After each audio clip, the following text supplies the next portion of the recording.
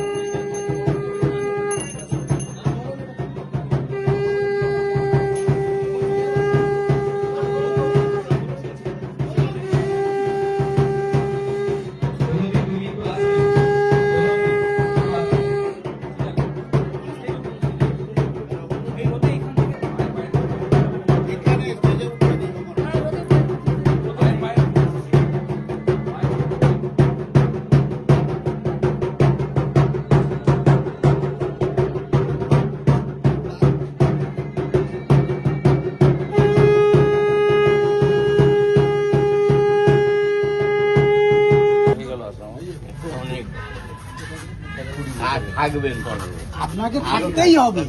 আছি তো আত্মীয়র মতো হয়ে গেছে ভাই, আমাদের শান্তিতে রেখেছি।